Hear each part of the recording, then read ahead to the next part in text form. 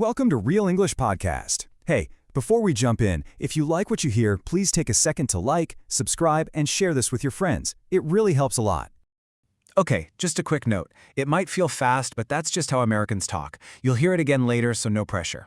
So let's talk about something we all go through. You have a fight or a disagreement with someone you care about. Your first thought is to say, "I'm sorry." And that's good.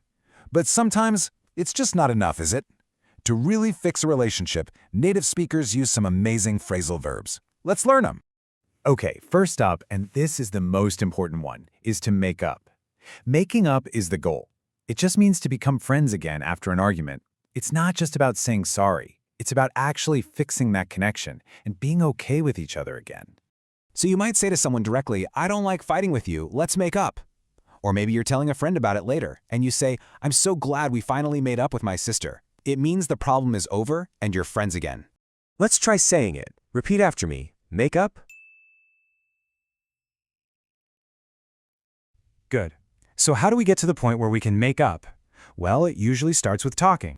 And here we have two phrases that look really similar, but they're different. We have talk it out and talk it through. Think of it this way. Talk it out is for emotions. It's about sharing feelings until you understand each other. Talk it through is more for solving a problem, step by step. So, talk it out is for the heart, and talk it through is for the head.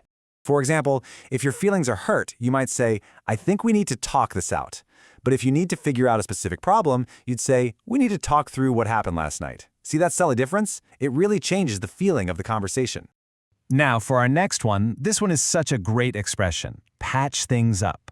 Just imagine you have a hole in your favorite jacket. You put a patch on it to fix it, right?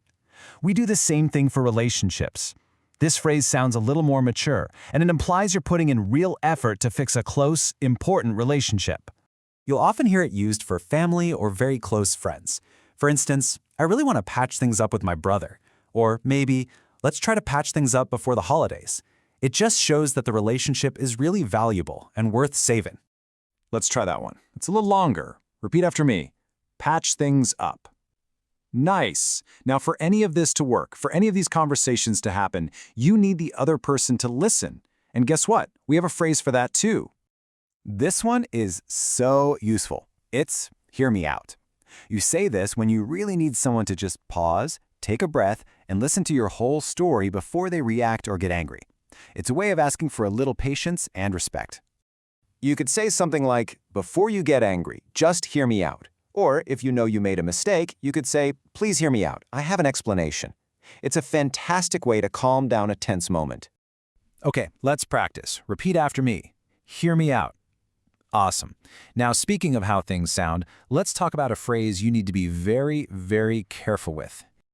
All right, it's time for a little cultural warning. You are going to hear the phrase "get over it" a lot, but using it yourself can be tricky, so let's be careful. So, get over it means to stop feeling sad or angry about something. The problem is, if you say this to another person, it can sound really harsh, really cold. It's like you're saying your feelings don't matter. The tone is everything.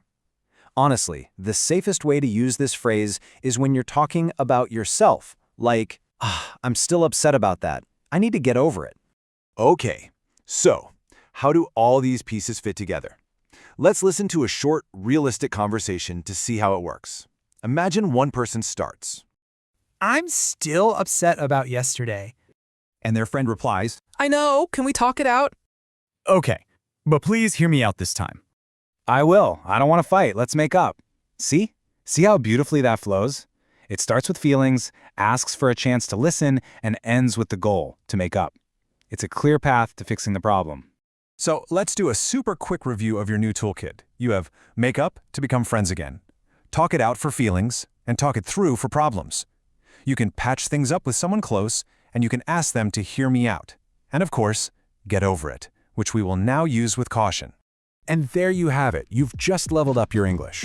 The next time you're in a tricky situation, you have so many more tools than just, "I'm sorry." Thank you so much for joining me. If you found this helpful, please remember to like, subscribe, and share the Real English Podcast.